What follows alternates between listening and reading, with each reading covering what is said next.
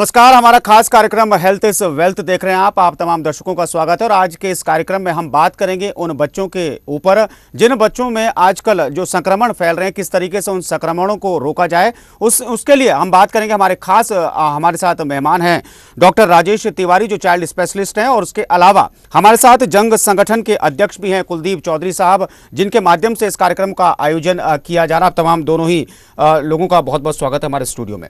और जिन लोगों को अपने बच्चों के बारे में अगर किसी भी तरह का कोई रोग है या फिर किसी भी बीमारी के संबंध में आप अगर डॉक्टर तिवारी साहब से जानना चाहते हैं तो आप हमें कॉल कर सकते हैं हमारे हेल्पलाइन नंबर्स पर जो आपके टीवी स्क्रीन पर फ्लैश किए जा रहे हैं। तो जिस तरीके से अब मौसम में बदलाव लगातार हो रहा है, उसी के चलते बच्चों में लगातार रोग फैलते हैं। उन रोगों को किस तरीके से रोका जाए, क्या कुछ बचाव के उपाय किए जाते हैं, सीधे रुक करते अपने डॉक्टर साहब की ओर। और डॉक्टर साहब से हम जानेंगे कि आखिर आजकल के मौसम में वो क्या क्या महत्वपूर्ण बीमारियां हैं जो बच्चों में पाई जाती है। डॉक्टर साहब, आपसे हम जानना चाहेंगे कि क्या कुछ वो रोग होते हैं जो आजकल होते हैं और किस तरीके से उनका बचाव किया जाए।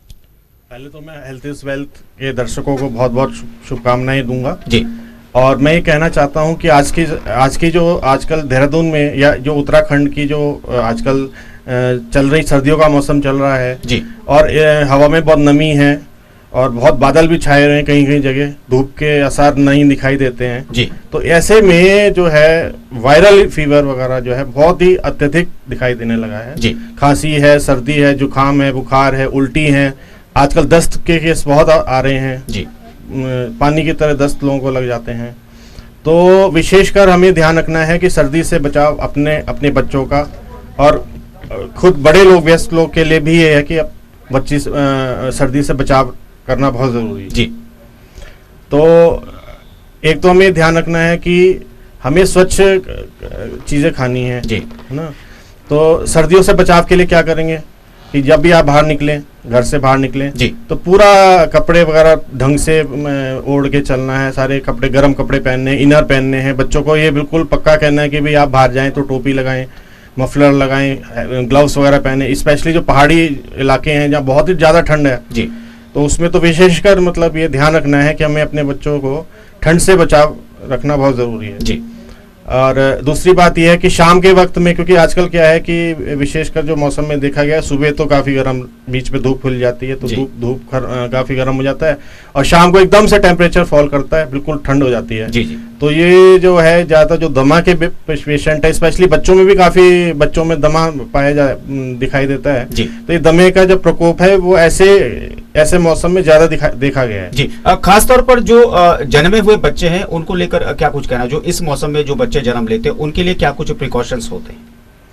तो सबसे पहले वो शीतलहर है जी। तो मैंने आपको पहले बोला कि शीतलहर चल रही है जी। तो बच्चे को गर्म रखना है।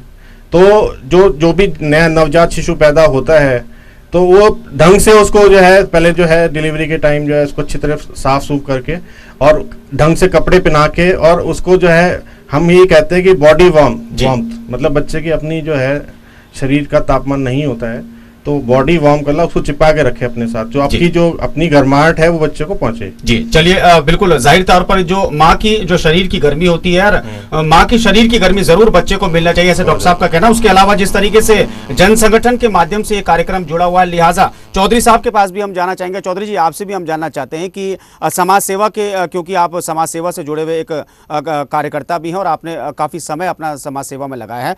आजकल के बच्चों के, अगर हम जो वयस्क जो बच्चे हैं उन पर कुरीतियां आजकल ज्यादा प्रभाव पड़ता है, उसको लेकर आपकी क्या कुछ प्रतिक्रिया है? देखो, डॉक्टर साहब अभी कह रहे थे जो नवजात शिशुओं के लिए कि आपका प्रिकॉशंस लेने चाहिए किस टाइप की ठंड से बचने के लिए जी।